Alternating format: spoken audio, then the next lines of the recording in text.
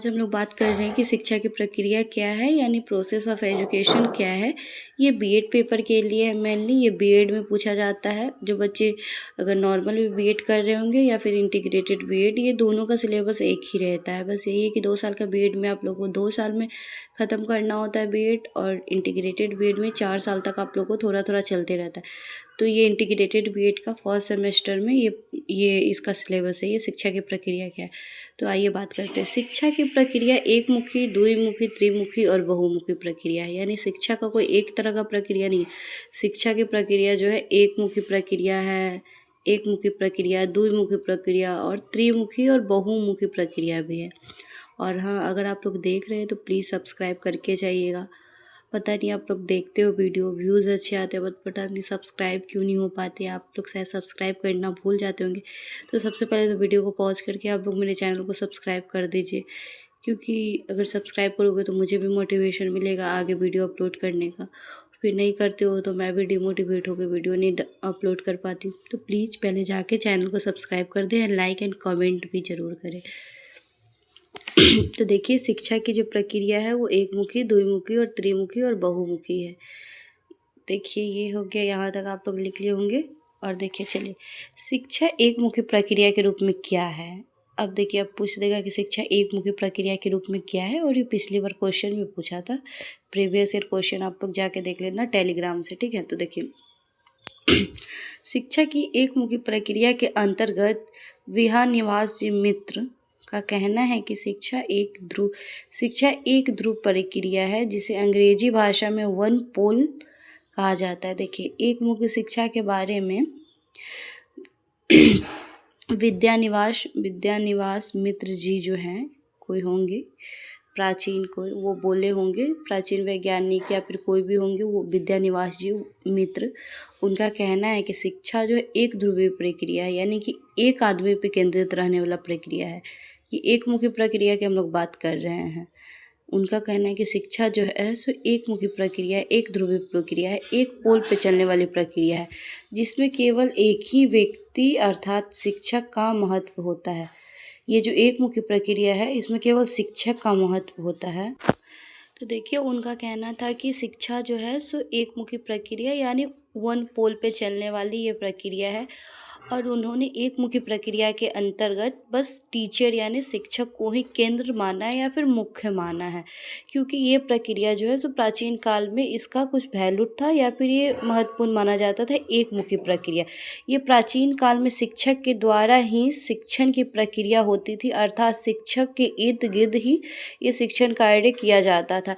यानी एकमुखी प्रक्रिया जो है उसके अंतर्गत बस शिक्षक ही मुख्य होते थे या फिर शिक्षक को ही केंद्र माना जाता था। इसमें स्टूडेंट का कोई रोल नहीं होता था, इसमें स्टूडेंट का कोई महत्व नहीं होता था। और ये जो एकमुखी प्रक्रिया है, शिक्षण का जो एकमुखी प्रक्रिया है, प्रोसेस ऑफ एजुकेशन जो है, उसमें भी एकमुखी जो प्रक्रिया है उसका ये इतना डेफिनेशन हो गया कि एकमुखी प्रक्रिया क्या होता है, इसके बारे में कौन व्यक्त किए थे। तो इसके बारे में विद्यानिवास जी का कहना था कि शिक्षा जो है एकमुखी प्रक्रिया है, यानी वन पोल पे चलने वाला या फिर वन डायमेंशनल ये प्रोसेस है, एकमुखी प्रक्रिया। देखिए, इसमें शिक्षक को ही केंद्र माना जाता था। एकमुखी प्रक्रिया के अंतर्गत शिक्षक को ही केंद्र माना जाता था। देखिए, और ये प्राचीन काल में चलने वाली शिक्षा होती थी, यानी कि इसमें जो है वो शिक्षक ही हैं, विद्यार्थी और भी कोई चीज़ का कोई महत्व नहीं है। तो यहाँ से आप लोग लिख लीजिए, यहाँ तक हो गया आप लोगों का।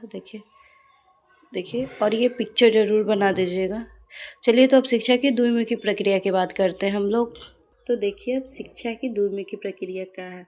महान शिक्षा शास्त्री एडम के अनुसार शिक्षा द्विध्रुवीय प्रक्रिया है। इनके अनुसार शिक्षण एक ऐसी प्रक्रिया है जिसमें एक व्यक्ति नहीं बल्कि 2 व्यक्तियों का होना आवश्यक है।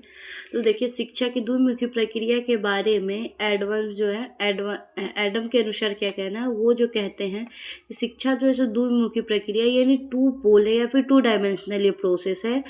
इसमें किसी एक व्यक्ति को केंद्र नहीं माना जाता, इसमें दोनों व्यक्ति आवश्यक होते हैं, यानी कि एक तो छात्र और दूसरा शिक्षक, यानी कि छात्र और शिक्षक दोनों का उतना ही महत्व होता है ये 2 पोल एजुकेशन में, यानी 2 पोल प्रोसेस ऑफ एजुकेशन में, ठीक है। देखिए, अर्थात शिक्षक बोलता है, शिष्य सुनता है, शिक्षक पढ़ाते हैं, शिष्य पढ़ता है, शिक्षक को देखकर शिष्य उनका अनुकरण करते हैं। इस द्विमुखी शिक्षा में शिक्षक और शिष्य आमने सामने होते हैं। शिष्य अपने शिक्षक से प्रश्न करता है और शिक्षक उस प्रश्न का उत्तर ध्यानपूर्वक देता है।